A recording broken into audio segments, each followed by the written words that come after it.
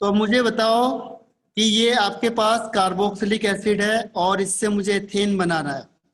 Ethane, ethane इसमें देखो 3 carbon है और यहाँ पे मुझे इथेन में पहुंचना है। तो कौन सा नेम रिएक्शन हम यूज करेंगे, कौन सी प्रोसेस, कौन सा नेम रिएक्शन, कौन सी रिएक्शन को हम यूज करेंगे जिससे एथेनोइक एसिड, देखो प्रोपेनोइक एसिड इथेन में चेंज हो जाएगा। प्रोपेनोइक एसिड, हाँ आकांक्षा, वेरी गुड। और इसके अलावा प्रोपेनोइक एसिड से मुझे इथेन बनाना है, कैसे बनाएंगे हम? नेम रिएक्शन बता सकते हो कोई नेम रिएक्शन जिससे एक कार्बन कम हो रहा है? देखो एक कार्बन कम हो रहा है, यहाँ पे 3 कार्बन है, यहाँ पे इथेन का मतलब मुझे 2 कार्बन मिलेंगे। तो उसके नेम रिएक्शन का नाम बताओ। इसे कहेंगे डीकार्बोक्सिलेशन। Decarboxylation reaction. डीकार्बोक्सिलेशन का मतलब क्या होता है? जब CO2 ग्रुप रिलीज होगा, रिलीज होगा तो यहाँ पे देखो CH3 CH2, क्योंकि आप लोग अभी टच में नहीं हो इसलिए आपको टाइम लग रहा है, और जैसे ही आप टच में आ जाओगे फिर तो खुद बनाओगे आप। इसीलिए मैंने कहा था इसके लिए प्रैक्टिस चाहिए होती, बहुत अच्छी प्रैक्टिस करोगे, थोड़ा सा और एफर्ट चाहिए होता है, थोड़ा लर्निंग पोर्शन है, थोड़ा सा एफर्ट बस। अब देखो CH3COH है। अब कार्बोक्सिलिक एसिड के लिए क्या होता है, इसमें कौन सा रिएजेंट यूज करेंगे? इसमें रिएजेंट यूज करते हैं NaOH। आकांक्षा ने सही बताया था, उसमें NaOH करेंगे तो NaOH क्या करता है, इस H को हटा के Na लगा देता है। और CaO, ये इसे हम जनरली दोनों को मिला के कहते हैं सोडा लाइम। तो सोडा लाइम करेंगे तो क्या होगा, ये CO2 ग्रुप यहाँ से पूरा रिलीज हो जाएगा और ये बन जाएगा आपका इथेन, CH3CH3। ठीक है। अगर आपको सपोज करो ब्यूटेन है, ठीक है, ब्यूटेन है आपके पास और ब्यूटेन से मुझे पहुंचना है ऑक्टेन में, पहला स्टेप क्या होगा इसका? फर्स्ट स्टेप क्या करेंगे हम? अगर ब्यूटेन से मुझे ऑक्टेन बनाना है तो फर्स्ट स्टेप क्या होगा? स्टेप फर्स्ट क्या होगा इसमें?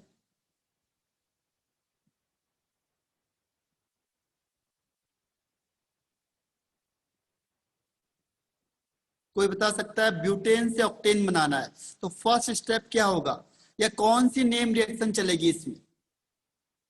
ब्यूटेन का मतलब हुआ 4 कार्बन, 1 2 3 4, और ऑक्टेन मतलब हुआ 8 कार्बन। ठीक है, तो जब भी कार्बन डबल होंगे तो कौन सी रिएक्शन होती है? वो कार्बन डबल होंगे तो कौन सी रिएक्शन होगी? नहीं, मैथिली मिसिंग हो गई। हाँ, सिद्धि ने सही कहा है। जब भी नंबर ऑफ कार्बन डबल करने आपने, 4 से 8, 3 से 6, 2 से 4, कभी भी अगर आपने नंबर ऑफ कार्बन, क्योंकि देखो आपके पास क्वेश्चन क्या आता है, आपको रिएक्शन लिखी होगी और बोलेंगे प्रोडक्ट बताओ कौन सा होगा, तो फिर उसमें जो रिएजेंट दिया होगा उसका रोल मेन है कि आपको मिडिल वाला रिएजेंट कौन सा दिया। जो मिडिल वाला रिएजेंट है वो डिसाइड करता है कि रिएक्शन कौन सी होनी चाहिए। तो आपको ऑटोमेटिकली लर्न हो जाएगा कि ये वाला रिएजेंट क्या काम कर रहा है इसके साथ। अगर कोई भी एल्केन होगा और मैंने ये रिएजेंट लिया है तो ये क्या काम करेगा इसमें। तो सबसे मेन चीज वही होती है, क्योंकि रिएजेंट आपके आंसर को बदल देगा। ठीक है, तो जैसे आपने ब्यूटेन लिया है तो ब्यूटेन में सबसे पहले आपको हाइड्रोजन को हटाना है, तो उसके लिए क्या लाना पड़ेगा मुझे? हेलोजन लाना पड़ेगा। हेलोजन, क्योंकि Cl या Br मेन होते हैं, फ्लोरीन और आयोडीन का मैंने आपको बताया था नहीं बनते ज्यादा। ठीक है, तो इस केस में क्या होगा, आप Cl2 ले आओ in presence of light. Light लाओगे तो क्या होगा, यहाँ से H निकलेगा और यहाँ पे क्या आ जाएगा, Cl आ जाएगा। ठीक है, तो यहाँ पे Cl एक्चुअल में सेकंड पोजीशन पे आएगा, यहाँ पे आएगा Cl। उसके बाद फिर उसमें क्या करो, वुड्स रिएक्शन दिखा दो, वुड्स रिएक्शन। तो वुड्स रिएक्शन में जहां पे Cl होगा NaCl बाहर होगा और 2 चीज ऐड हो जाएगी। ठीक है, अब इसमें भी देखो 2 तरीके की रिएक्शन बनाएंगे। अब आपको बताना कि कौन सी रिएक्शन ज्यादा स्टेबल होगी। फिर से देखो मैं यही रिएक्शन लिख रहा हूँ, सेम 1 2 3 4, थोड़ा ध्यान से देखना इससे। ये हाइड्रोजन लगा दिए मैंने, सब हाइड्रोजन लगे हुए हैं, और मैंने Cl2 ऐड किया इन प्रेजेंस ऑफ लाइट। ठीक है, तो लाइट में क्या करेगा, फ्री रेडिकल बनते हैं, आपको पता है लाइट की प्रेजेंस में फ्री रेडिकल में रिएक्शन होगी। तो 2 ऑप्शन है देखो इसमें, एक है कि ये फर्स्ट वाले हाइड्रोजन को हटा के यहाँ Cl लगेगा, और सेकंड है कि ये सेकंड वाले हाइड्रोजन को हटा के लगेगा। अब देखो फर्स्ट और फोर्थ सेम है, कोई फर्क नहीं पड़ता, चाहे आप फर्स्ट से हटाओ चाहे आप फोर्थ से हटाओ। और सेकेंड और टू सेम है, क्योंकि दोनों क्या है, ये दोनों कार्बन है सेकेंडरी कार्बन और ये दोनों कार्बन है प्राइमरी कार्बन। तो अब मुझे बताओ कि इन दोनों में से ज्यादा कौन बनेगा। पहले केस में मैंने इस H को हटाया और यहाँ पे Cl लगा दिया, तो 1 2 3 4 यहाँ पे फर्स्ट में Cl लगा दिया। और सेकंड केस में मैंने क्या किया, इस सेकंड हाइड्रोजन को हटाया, यहाँ पे Cl लगा दिया 1 2 3 4 और यहाँ पे Cl लगा दिया। इन दोनों में से ज्यादा स्टेबल कौन सा होगा, फर्स्ट वाला या सेकंड वाला? ये फर्स्ट है और ये सेकंड है। Which one is more stable? हाँ फर्स्ट या सेकंड। मैथिली सही कह रहे हो, आकांक्षा थोड़ी मिस हो गई। देखो इसमें फ्री रेडिकल कहाँ पे बनेगा, इसमें प्राइमरी कार्बन पे फ्री रेडिकल बन रहा है, यहाँ पे फ्री रेडिकल कहाँ पे बन रहा है, सेकेंडरी कार्बन। तो secondary carbon is more stable then primary carbon.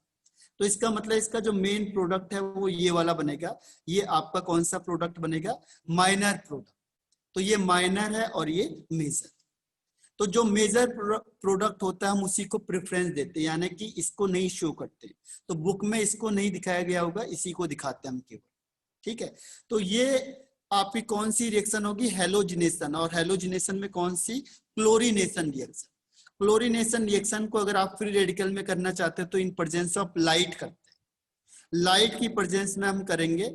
और अगर मुझे क्या करना है, इसको बेंजीन रिंग के अंदर इंट्रोड्यूस करवाना है। जैसे बेंजीन रिंग है और यहाँ पे आपने अगर Cl2 लिखा है तो ये क्या होगा, रिएक्शन नहीं की। ठीक है, इस केस में हमने कुछ ना कुछ यहाँ पे रिएजेंट यूज करना पड़ेगा जो इसे इंट्रोड्यूस करवाता है। तो यहाँ पे क्या होगा, आयरन, अभी मैंने जैसे लिखा था आयरन या FeCl3, यानी लेविस बेस एसिड को हम यूज करते हैं। ये क्या करेगा, यहाँ से रिएक्शन करके इसे इंट्रोड्यूस करवाता है। तो इस टाइप की रिएक्शन होती है और यहाँ पे क्या बन जाएगा, Cl बन जाएगा। तो इसमें हमने क्या करना है, इस तरीके की प्रैक्टिस करनी है। तो पहला कॉन्सेप्ट मेरा ये है कि मैं आपको सारी रिएक्शंस बताता चला जा रहा हूँ कि इसमें ये चीजें होती है। तो पहला स्टेप हमारा यही होता है और उसी में उसके कॉन्सेप्ट है। सेकंड मेन होता है, क्योंकि सेकंड में हम पूरी प्रैक्टिस कराते हैं, सब सारा प्रैक्टिस होता है शुरू से लेके लास्ट तक। ऑटोमेटिकली देखो क्लोरीनेशन कितनी बार आएगा, हजारों बार क्लोरीनेशन आ जाएगा। वुड रिएक्शन कई बार आ जाएंगी, वुड्स फिटिंग रिएक्शन कई बार आ जाएगा, डीकार्बोक्सिलेशन रिएक्शन। जब भी आप कोई क्वेश्चन करोगे तो क्या होंगे, बार बार रिपीट होते चले जाएंगे। ठीक है, अगर इसमें देखो डीकार्बोक्सिलेशन सारी रिएक्शंस हो गई हैं लगभग, तो जो चीज आपने पढ़ी है उसी को रिवाइज करना है। आज आपको मैं क्या करूंगा, एल्कीन की रिएक्शन दूंगा। एल्कीन में रूल्स होते हैं, एक बार रूल्स आपको बता देता हूँ। इसमें रूल्स होते हैं, एक होता है सेटजेफ रूल, सेटजेफ रूल और हॉफमैन रूल। 3-4 रूल हैं जिसमें डबल यानी अनसैचुरेटेड का सारा कॉन्सेप्ट ही किस पे डिपेंड करता है, सेटजेफ पे, यानी रूल्स पे डिपेंड करेगा। सेटजेफ एंड हॉफमैन रूल एक बार मैं समझा देता हूँ, मैं ऑफलाइन में भी इसे डालूंगा। तो देखो सेटजेफ होता क्या है, जैसे सपोज करो ये सी कुछ भी ग्रुप लिखा है आपने, सी वाला ग्रुप लिखा। अब यहाँ पे क्या होता है, यहाँ Cl ग्रुप यहाँ पे लगा हुआ है Cl। अब इसमें क्या करोगे, जब आप एल्कीन बनाओगे तो एल्कीन बनाते समय मुझे हाइड्रोजन और हेलोजन दोनों को यहाँ से रिलीज करना पड़ेगा, यहाँ से इन दोनों को निकालना पड़ेगा, तभी तो यहाँ डबल बॉन्ड आएगा। ठीक है, तो निकालने वाला जो एजेंट होता है, देखो अब कभी भी हेलोजन और हाइड्रोजन को निकालने वाला एजेंट अगर यूज करेंगे तो वो होता है आपके पास एल्कोहलिक KOH या एल्कोहलिक NaOH। कभी भी अगर हमने एल्कोहलिक NaOH यूज किया तो उसका मतलब समझ जाओगे कि हाइड्रोजन और हेलोजन हम यहाँ से रिमूव करवा रहे।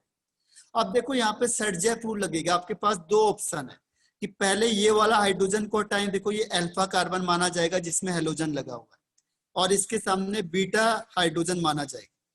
तो अब ऑप्शन क्या है कि ये वाला हाइड्रोजन रिमूव होना चाहिए या ये वाला हाइड्रोजन रिमूव होना चाहिए। तो पहले केस में मैंने ये वाला हाइड्रोजन रिमूव किया, तो ये HCl रिमूव हुआ, तो डबल बॉन्ड कहाँ आ जाएगा, देखो 1 2 3 4, तो 1 और 2 के बीच में क्या आया, डबल बॉन्ड आ गया। तो देखो 4 3 2 एंड 1, ये 1 और 2 के बीच में डबल बॉन्ड आ गया। सेकेंड स्टेप में मैंने क्या किया कि ये बीटा वाले यानी 2 वाले हाइड्रोजन को रिमूव कराया यहाँ से। तो जब हम इसको रिमूव कराएंगे तो मेरे पास क्या आएगा, 2 और 3 के बीच में डबल बॉन्ड आएगा। तो मैंने क्या किया, 2 और 3 के बीच में यहाँ पे डबल बॉन्ड दिखा दिया, 1 2 3 एंड 4। ठीक है, अब बताओ इन दोनों में से ज्यादा स्टेबल कौन होगा। और ये भी कह रहा हूं मैं आपको कि इसमें हाइपर कॉन्जुगेशन लगाना है। इसको मैं हाइड्रोजन भी दिखा देता हूं सारे।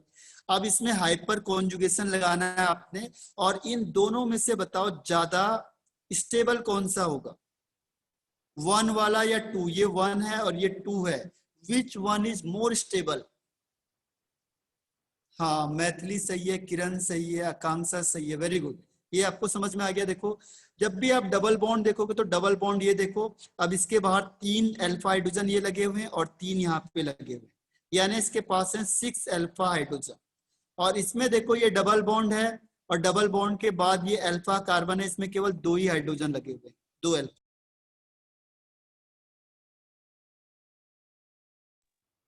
तो अगर सेकेंड वाला स्टेबल होगा तो यही सेटजेप कहता है। सेट कहता है कि डबल बॉन्ड उधर शिफ्ट होगा, यानी वो वाला हाइड्रोजन निकलेगा जिसमें जिस कार्बन पे कम हाइड्रोजन है। देखो यहाँ पे 2 हाइड्रोजन है इस कार्बन पे, और इस कार्बन पे 3 हाइड्रोजन। तो कहता है कि उस साइड का हाइड्रोजन निकलेगा जहां पे less number of carbon atom. ठीक है, less number of carbon atom. या फिर डबल बॉन्ड उधर शिफ्ट होगा जिधर एल्काइल ग्रुप ज्यादा है। यहाँ पे देखो 2 एल्काइल ग्रुप है और इधर 1 एल्काइल ग्रुप है।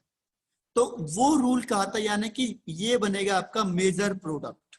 ये सर्जेप ने कहा था। देखो बात वही है, कॉन्सेप्ट वही उठाया उसने, स्टेबिलिटी का ही कॉन्सेप्ट देखा, लेकिन उसने रूल बना दिया अपने अकॉर्डिंग। किसने, सर्जेप। तो इसको कहते हैं सर्जेप रूल। तो सर्जेप कहता है कि मेजर प्रोडक्ट कौन सा बनेगा, जहां पे जो कार्बन एटम होगा उसमें less number of hydrogen atom लगे होंगे बीटा वाली पोजीशन में, या फिर डबल बॉन्ड उधर शिफ्ट होगा जिधर एल्काइल ग्रुप ज्यादा है। देखो इसके पास 2 ऑप्शन है कि डबल बॉन्ड इधर भी जा सकता है, डबल बॉन्ड इधर भी जा सकता है। तो डबल बॉन्ड उधर जाएगा जहां एल्काइल ग्रुप ज्यादा लगे। ठीक है, तो ये आपका हो गया सर्जेप। क्लियर हुआ। तो ये मेजर प्रोडक्ट बनेगा और ये बनेगा माइनर प्रोडक्ट। अब इसके अगेंस्ट में कहा, देखो हॉफमैन रूल भी इसी के साथ आता है। हॉफमैन में ठीक इसका उल्टा कहा। हॉफमैन ने कहा कि वो ज्यादा बनेगा जो माइनर प्रोडक्ट होता है, ये ज्यादा बनेगा और ये कम बनेगा। सोचो, हॉफमैन ने ठीक इसका अपोजिट बोला, किसका, सर्जेप रूल का। हॉफमैन ने कहा कि जो ये वाला ग्रुप है, देखो कहां पे आपको कंफ्यूज कर देगा वो, कि आपको चीज ये दे दी सेम, आप समझ गए कि इसमें एलिमिनेशन रिएक्शन हो रही है, लेकिन कहां पे कंफ्यूज कर देगा वो आपको, कि हॉफमैन के अकॉर्डिंग ये वाला हो जाएगा, लेकिन हॉफमैन की कुछ कंडीशंस हैं जिसके बेस पे क्या है ये वाला आंसर होगा। ठीक है, तो उसकी मैं कंडीशन बता देता हूं आपको। तो हॉफमैन और सर्जेप दिखने में आपको सेम लग रहे हैं, और इसमें थोड़ा सा एक डिफरेंस है। तो ये हॉफमैन का मैं आपको डिफरेंस समझा देता हूं बस। हॉफमैन कहता है कि जो हमने बेस यूज किया हुआ है, देखो एलिमिनेशन रिएक्शन में क्या होता है, E2 रिएक्शन में होता है क्या, एक बार उसे भी बता देते हैं। एलिमिनेशन रिएक्शन में जैसे आपने कार्बन बनाया, यहाँ पे Cl हो गया, यहाँ पे हाइड्रोजन हो गया, ठीक है, और ये हाइड्रोजन हो गया, या यहाँ पे CH3 ग्रुप दिखा दिया हमने, यहाँ पे भी CH3 दिखा दिया। इस तरीके से ये कंपाउंड बन गया। ठीक है, अब यहाँ पे E2 रिएक्शन होती है, तो वो कहता है कि जो हमने बेस यूज किया है वो बेस कौन सा होना चाहिए, बल्कि ग्रुप वाला। ध्यान रखना इसमें, ये बहुत इंपॉर्टेंट है कि जो हमने बेस यूज किया है वो बल्कि होना चाहिए। CH3 CH3 CH3O Na+। अब होता क्या है, देखो कि जो बेस होगा, अब सोचो आप खुद ही कि यहाँ पे सपोज करो ये Cl है, ठीक है, और यहाँ पे ये H लगा हुआ है, यहाँ पे भी H लगा हुआ है, यहाँ पे भी H लगा हुआ है। अब एलिमिनेशन रिएक्शन में क्या होता है कि एलिमिनेशन रिएक्शन में ये Cl बाहर निकलता है, और इनमें से किसी एक हाइड्रोजन के पास ये बेस क्या करेगा, अटैच होता है।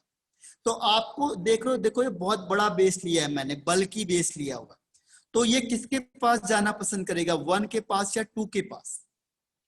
ठीक है, तो इसमें एक फैक्टर ऑफेक्ट करता है, उसे कहते हैं हम स्टेरिक हिंड्रेंस। ध्यान रखना, बस यही मेन पॉइंट है इसका, स्टेरिक हिंड्रेंस। ये कहाँ पे अप्लाई होता है? जहां पे बल्की ग्रुप लगे होते हैं, बल्की यानी बहुत बड़ा ग्रुप लगा हुआ है। तो जब बड़ा ग्रुप लगा हुआ है तो ये अंदर नहीं जा पाएगा। देखो ये भी बड़ा ग्रुप लगा हुआ है और ये साइड में है, तो इस साइड से हाइड्रोजन को निकालना आसान है, और यहाँ पे इस तरीके से जो अंदर है हाइड्रोजन, इसको निकालना मुश्किल है। क्यों है मुश्किल? क्योंकि आपने जो बेस लिया है वो बहुत बड़ा ग्रुप ले लिया, बल्की ग्रुप ले लिया। तो अगर आपने बल्की ग्रुप लिया हुआ है तो वो हॉफमैन प्रोडक्ट देगा, वो सेटजेप प्रोडक्ट नहीं देगा, ध्यान रखना। तो वो किस पे अटैक करेगा? जो उसके सामने दिख रहा है, यानी इस हाइड्रोजन पे अटैक करेगा। यहाँ पे इस हाइड्रोजन पे अटैक नहीं कर सकता हो। क्यों नहीं कर सकता है? क्योंकि यहाँ पे स्टेरिक हिंड्रेंस ज्यादा है, ये बड़ा ग्रुप लगा हुआ है और ये भी बड़ा ग्रुप लगा हुआ है, तो इसको यहाँ से यहाँ अटैक करने में मुश्किल हो जाएगी। पहले देखो एलिमिनेशन रिएक्शन समझा देता हूँ होती क्या है, तब आपको समझ में आएगा। जैसे मैंने Cl लगाया, यहाँ पे कुछ भी ग्रुप लगा दिया, ठीक है। तो इसमें क्या होता है कि जो भी बेस होगा वो बीटा हाइड्रोजन के पास जाता है। कोई भी बेस आपने लिया हुआ है वो बीटा हाइड्रोजन से इसको अपनी तरफ अट्रैक्ट करे, बीटा वाले हाइड्रोजन से हाइड्रोजन को अपनी तरफ अट्रैक्ट करेगा। और जब हाइड्रोजन को अपनी तरफ अट्रैक्ट करेगा तो ये क्या होता है, अपने इलेक्ट्रॉन पेयर को कहाँ दे देगा? मिडिल वाले के पास दे देगा, क्योंकि यहाँ पे इसकी स्टेबिलिटी ज्यादा, आपको पता है यहाँ नहीं दे सकता। और Cl इलेक्ट्रोनेगेटिव ज्यादा होता है तो Cl भी उसी समय क्या होगा, यहाँ से बाहर निकलता है। Cl भी उसी समय बाहर निकलेगा और ये यहाँ से यहाँ डबल बॉन्ड आ जाएगा। तो यहाँ डबल बॉन्ड होता है, Cl बाहर हो जाता है और ये हाइड्रोजन इस बेस के साथ रिएक्ट करके बाहर हो जाता है। तो इस तरीके से यहाँ पे क्या होता है, डबल बॉन्ड आ जाता है। तो this reaction is called E2 elimination reaction. Elimination reaction मैंने आपको लिखा थी, एक बार देखना, ये बार बार रिपीट होते जाएंगे, हर बार आएगा देखना। फिर दोबारा तिबारा, एक बार आपने देखा, इसे कहेंगे E2 रिएक्शन। E2 देखो SN1 SN2 देखा था आपने, वैसे ही है E2 reaction. E2 reaction one step की रिएक्शन, वन रिएक्शन का मतलब एक ही स्टेप में हो जाएगी, ये निकलेगा बाहर और ये इस पे अटैच होता चला जाएगा। और E1 में क्या होता है, पहले ये निकलेगा बाहर और इसमें चार्ज आएगा और उसके बाद ये निकलेगा बाहर, ठीक है। तो इसमें दोनों में फर्क होता है, जैसे SN1 SN2 में फर्क होता है, ऐसे E1 E2 में फर्क होता है, और इसमें टेम्परेचर हाई होता है थोड़ा सा। तो यहाँ पे क्या हुआ, ये Cl बाहर निकल रहा है, Cl तो निकलेगा क्योंकि Cl की इलेक्ट्रोनेगेटिविटी ज्यादा होती है, तो वो इलेक्ट्रॉन लेके निकला। लेकिन जो बेस होगा वो हाइड्रोजन पे जाएगा, तो उसके पास जो हाइड्रोजन पे अगर छोटा बेस लिया आपने तो वो कहाँ पे जाना पसंद करेगा, जहां पे स्टेबिलिटी ज्यादा हो रही है। ये हाइड्रोजन निकलेगा तो ये ज्यादा स्टेबल हो रहा है, इसीलिए वहां पे जाएगा जहां पे स्टेबिलिटी बढ़ रही है। लेकिन अगर आपने बड़ा बेस ले लिया, बल्कि बेस ले लिया, ये तो ये यहाँ से यहाँ तक नहीं जा पाएगा बिकॉज ऑफ स्टेरिक हिंड्रेंस। ये यहाँ से जाएगा तो यहाँ पे क्या होगा, रिपल्सन होगा, और रिपल्सन की वजह से ये यहाँ अटैक नहीं कर सकता। तो किसके पास जाएगा, जहां पे आसानी से हाइड्रोजन निकल जाए, तो वो किसके पास जाएगा, प्राइमरी वाले पे जाएगा और यहाँ से हाइड्रोजन को निकालेगा। तो जब यहाँ से हाइड्रोजन को निकालेगा तो इसके बीच में यहाँ पे बॉन्डिंग हो जाएगी। इसीलिए ध्यान रखना, जो माइनर प्रोडक्ट होता है उसे हॉफमैन प्रोडक्ट कहते हैं, और वो अप्लाई कब होगा, जब आपने बल्की ग्रुप लिया होगा, कोई बल्की बेस लिया होगा या इसके सामने कोई बल्की ग्रुप लगा दिए जिससे ये यहाँ पे अटैक ना कर पाए। तो उस कंडीशन में हॉफमैन प्रोडक्ट मेन प्रोडक्ट होता है, यानी मेजर प्रोडक्ट कौन सा होता है, हॉफमैन वाला, और सेटजेप प्रोडक्ट क्या हो जाता है, माइनर हो जाता है। तो इस टाइप के छोटे छोटे क्वेश्चन आते हैं जो आपको कंफ्यूज कर देते हैं कंपटीशन। आपको दिखने से लगेगा कि स्टेबिलिटी इसकी ज्यादा ये होना चाहिए, लेकिन आपको एक बार चेक कर लो कि बेस क्या होगा और यहाँ पे जो हमने रिजेंट यूज किया वो क्या होगा, ठीक है। तो इसके डिस्कशन करना, अगर आपको लाइव लेक्चर भी चाहिए तो मैं आपको लाइव भी प्रोवाइड करा दूंगा और साथ में ऑफलाइन भी दे दूंगा पूरा। ऑफलाइन में ये वाला लाइव को मैं नहीं डालूंगा, इसकी जगह पे मैं दूसरा लाइव डालूंगा जिसमें शुरू से लास्ट तक की रिएक्शंस होंगी, ठीक है। उस रिएक्शन को आपने रिपीट करते जाओ, लिखते चले जाओ बस। फिर मैंने आपको बताई दिया कि कैसे हमने हर एक रिएक्शन को, एलिमिनेशन रिएक्शन, सब्स्टिट्यूशन रिएक्शन, कितनी रिएक्शन को आप 10 बार 20 बार पढ़ते चले जाओगे तो क्या होगा, ऑटोमेटिकली वो लर्न हो जाएगा। रिपीटिशन नहीं है, ऑर्गेनिक का मतलब वो रिपीट करते जाओ, बार बार उस रिएक्शन को करो। तो जब हम रिएक्शन को 2 3 4 बार करेंगे तो ऑटोमेटिकली हमें उसमें कमांड आ जाएगी कि रिएक्शन में क्या होता है, ठीक है। तो मेन कॉन्सेप्ट जो पहला फोकस करता हूं मैं, पहला फोकस क्या, आप प्रॉपर तरीके से नोट्स बना दो, जो मैंने आपको येलो कलर का वो दिया हुआ उसको लिख दो आप, और उसके साथ साथ मैं अभी नोट्स भी प्रोवाइड करा रहा हूँ जिसको आप नोट्स को लिखोगे, ठीक है, तो स्टेप फर्स्ट हो गया। सेकंड और थर्ड स्टेप मैंने आपको बता दिया कि कैसे मैंने आप प्लानिंग है, कैसे आपको सारे रिएक्शंस और क्वेश्चंस को सॉल्व कराना। तो मैं कोई डाउट है किसी को यहाँ पे पूछ लो, क्योंकि मैं बाकी पूरा लेक्चर आपका ऑनलाइन ऑफलाइन दे रहा हूँ एल्कीन का। इसमें कोई भी डाउट या कोई क्वेश्चन होते तो मुझे पूछो उससे दोबारा कि ये चीज हमें समझ में नहीं आई, तो मैं उससे आपको लाइव लेक्चर में ले लूंगा, केवल उसी पॉइंट को जो आपको टफ लगेंगे। और फिर ये रिएक्शन मैंने कहा आपको अभी तो 10 टाइम्स 20 30 टाइम्स रिवाइज होंगी सारी रिएक्शन, क्योंकि जैसे जैसे मैंने आपको स्टेप बता ही दिया कि कैसे हम इसे रिवाइज करने का तरीका है। तो हर एक रिएक्शन जब इतनी बार रिपीट होंगी तो ऑटोमेटिकली क्या होगा, वो आपको लर्न हो जाएगी। ठीक है, तो किसी को डाउट है तो पूछो, नहीं तो मैं मीटिंग ऑफ कर रहा हूँ। और मैं ये आपको ऑफलाइन में डालूंगा, उससे आपने देखना है। ऑफलाइन में ये वाला लेक्चर नहीं आएगा, ऑफलाइन में वो वाला आएगा जो एल्कीन का पूरा है, ताकि वो आज और कल में फिनिश हो जाएगा एल्कीन आपके पास। ठीक है, कोई डाउट है किसी को? नो, तो ऑफ करता हूँ मैं मीटिंग यहाँ पे आपको। Very good.